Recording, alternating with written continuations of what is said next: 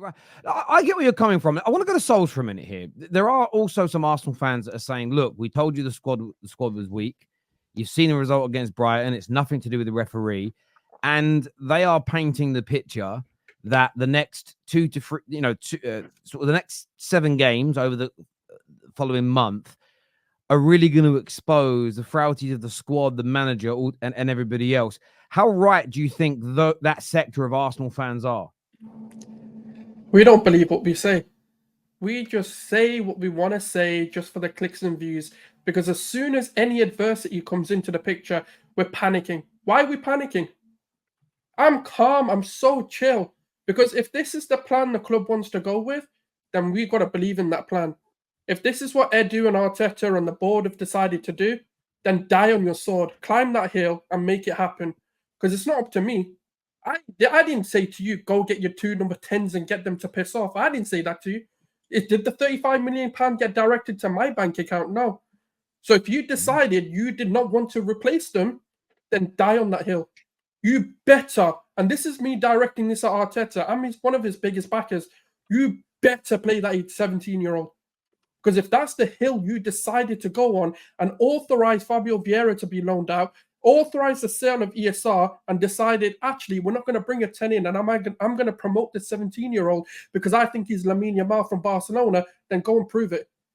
Because this is your time to stand up. This isn't about a thin squad anymore. No excuses after 4 seasons. And the only thing I'm going to say, right, is Edu has got to go. He has again and time again shown his incompetencies. And he is the first thing that needs to go. Bring Pep Guardiola in. If he has to work with Edu, I'm telling you, this bald man is going to expose him. He is going to cook him in his own barbecue. I'm telling you now, it's not going to happen. He's going to come out and say, what is this Edu guy? And you're expecting me to believe this is an elite club when this guy can't even speak to players. He wants to keep pally-pally with clubs and rather than actually go and sign people. We should have gone to Real Sociedad and said, we want to take this guy for 25 million. He's on his final year of his contract. You're either going to give us or we're going to come back next season. We're going to take him for free. How about that one? Because we need to stop with this pally stuff. We're an elite football club. We do what we want to do. If they, like I said, if Moreno, Rice, and Odegaard is all it takes for us to think we're not going to beat Spurs, we're not going to beat City, then how much did we really believe we were going to win the league? Do you really believe in the manager? Do you really believe in the board? Because the answer is no. Because if it takes 2 games for your entire process to change, then I don't believe what you're saying. And this is the problem with Arsenal fans time and time again. Bring a Man City fan and tell him Rodri and KDB are injured and watch how they respond. Do you know what they're going to say? Bring it. Because we're still going to win this damn league. Whereas with Arsenal fans, nah, we ain't going to win anything anymore. Just get this all gone. Oh my God. It's like, no. If we're title contenders and we want to beat City as a fan base, you've got to believe it. And you've got to ride it out. It's like the Smiler and Alton Towers fan. We're going through the loops right now. And we've got to keep going. And this is the ride I'm here for. I love it. I'm absolutely loving this ride because at the end of it, right, it's going to be stressful. We knew that going into the season.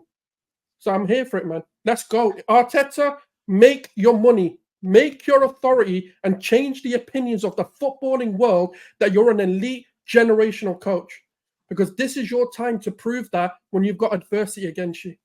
You can't compare us to City Souls, though, because City fans will do that because they've been there and they've won the league multiple times recently. That's why they come with that confidence. If they hadn't won the league for the past 4 years... So you don't believe what you're saying, then?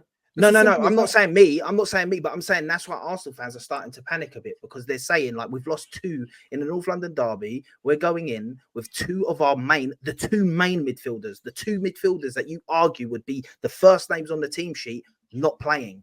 The one that's still there is the one that you'd maybe change for Moreno, which is also not available. So 3 of our midfielders, arguably, maybe the 3 main midfielders that we're going to end up playing this season ain't there. That's why they're panicking. But once again, I agree with you. Rodri and KDB were out. Did they panic? No. Rodri's been out the whole season so far. Are they panicking? No.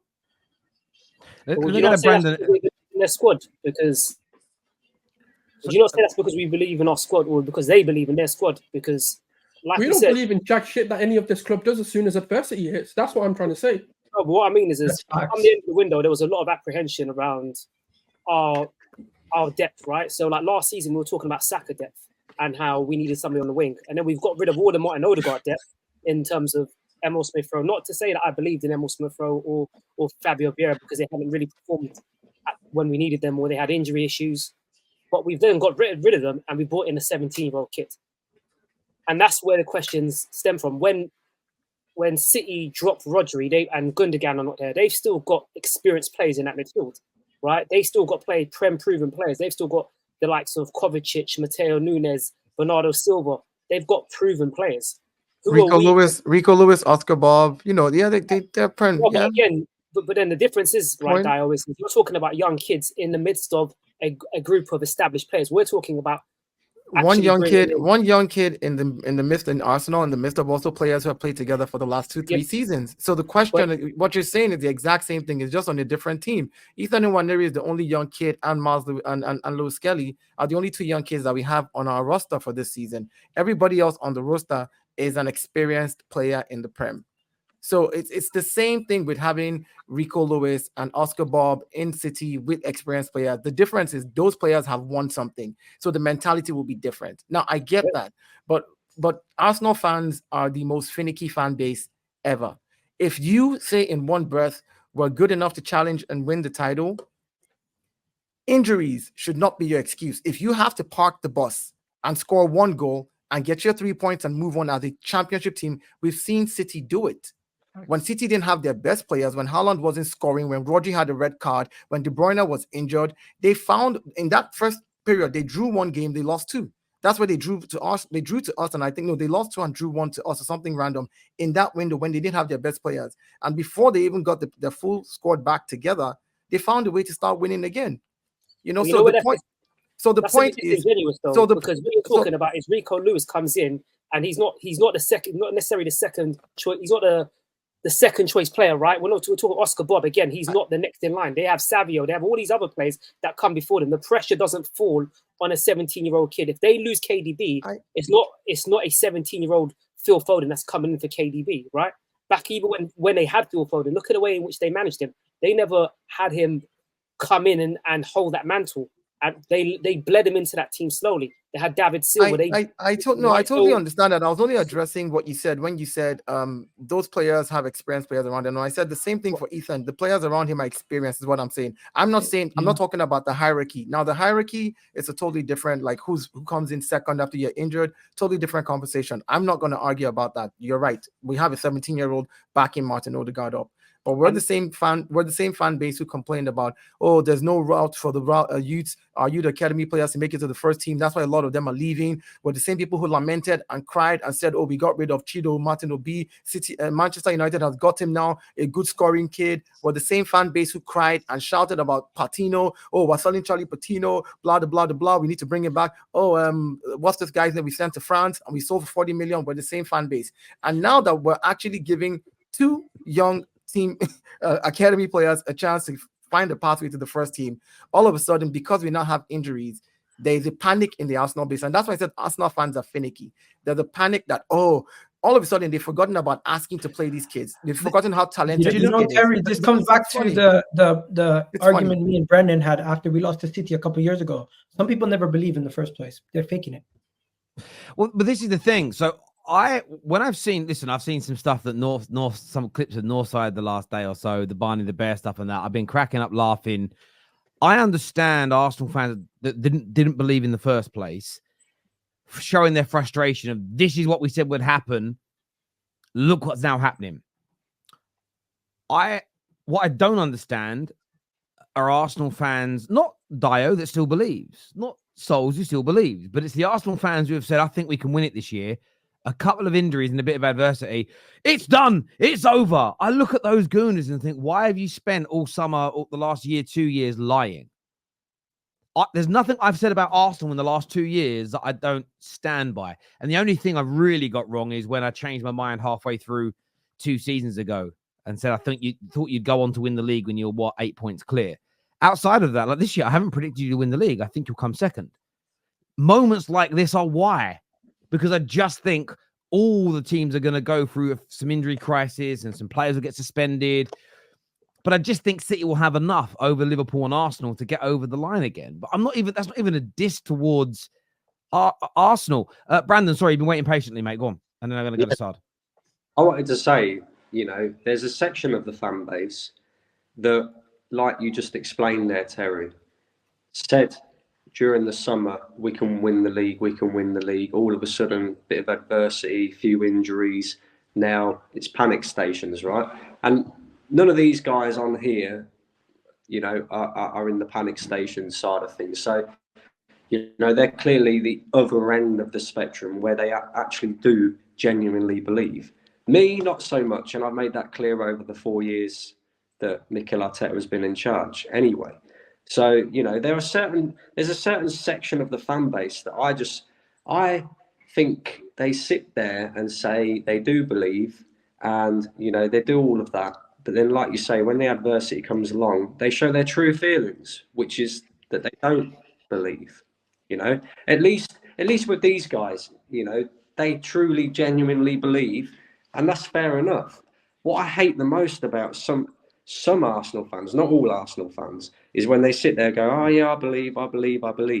And then all of a sudden, a few things go wrong and they don't believe. At least I can sit here and say, I haven't believed, and I still don't believe that we're going to win the league. And I haven't done for the past 4 years. At least I don't blow one way when the wind blows that way and then that way, and the same with these guys. So, respect to them for that. But I just wanted to come back to, because there's a couple of points I wanted to pick up on. Deo, with the whole Odegaard situation, I understand that you're not going to bring in another player who's as quality as what Martin Odegaard is and can offer exactly the same thing. However, at the same time, don't let go of Fabio Vieira and don't let go of ESR if you're not going to replace them. Because we have left ourselves in a situation now where a lot of us expect Arsenal to challenge for a league title again. A lot of us, I expect Arteta and Arsenal to win a trophy this season at the very, very least. And we have left ourselves in a situation where we could potentially be relying on a 17-year-old kid who looks decent, don't get me wrong, but we've seen him in a few pre-season games. We've seen him in a few games. Premier League. Not everybody's Mainu where they can come into a midfield and win a trophy in their first season. I agree, bro. Yeah. And Brandon, let me just say this though. The revisionist history for Fabio Vieira needs to stop. It needs to stop. Fabio Vieira was either injured or when he was given opportunity, did not really perform that well outside of a little bit early in the beginning of last season. Impact. If you guys don't know, Fabio Vieira as of today in Porto is injured. So even if we wanted him here, the guy is just as bad injury. I understand what Brandon is saying. Brandon is saying since we got rid of him and we got rid of Elmas Miro, we should have gotten a backup. But I also wanted to just rebuttal with this, Brandon. I hear you on that. But you also look at Arsenal over the last 2-3 seasons. 2 seasons ago, 22-23, we were playing gun-ho football, inverted with Zinchenko, and we played a certain style with Granit Xhaka, and we looked a different way. Last season, we played more controlling football, more pragmatic. We were more pragmatic with the ball. We held the ball differently. We didn't play the same exact way, right? This season, maybe Arteta did not get a backup for Odegaard. That's why he probably went and got Timber's back, got a Calafiori, got a Marino who's a dual winning machine as well. Maybe he's planning to change the way we play. It's not going to be through Odegaard being that guy who creates anymore. It's going to be more like the Atletico Madrid type style where we dominate the ball defensively and hit them on the counter. So maybe that's what we're looking at. And that's why he didn't get a backup. But fans are used to how we already play. And because they're used to it and they like it, they think that we must play that same way every season. All I'm saying is, our argument is actually to say that's not the argument we're putting forth. The argument we're putting forth is even if you want to bring in a different profile of 8, right? You bring in a different profile. We're not asking for an identical player to Martin. But that's what I'm saying though. I'm saying is, but if we let go of Emil Smith Rowe and we let go of Fabio Vieira, we could have still brought in a player. Doesn't have to be an Odegaard. But an the fact that he's trusting right? the fact that they trusted Ethan and Nwaneri, that's why I said maybe they have a plan of how they want to play the season with Ethan's profile being the backup to Martin Odegaard. That's all I'm saying. And you might listen, and you may not have seen it in action, and that's why we're really panicking, because we haven't seen it in action yet. But you never hold on. If can I come in, because I haven't even said nothing, I just want to say real quick, if we go there on Sunday, right, with Ethan and Nwaneri, and Ethan, let's just assume we go there with Ethan and Nwaneri on Sunday, he gives an assist and scores a goal, and the team wins, we win 2-0, we get out of there, right? Are we going to sit here and say what they plan to do was not going to work? We don't know yet. We don't know yet. So that's all I'm saying. Yeah, I just know that the team has changed over the last couple of seasons, and let me just go to, they want to play. Let's just jump to Sard.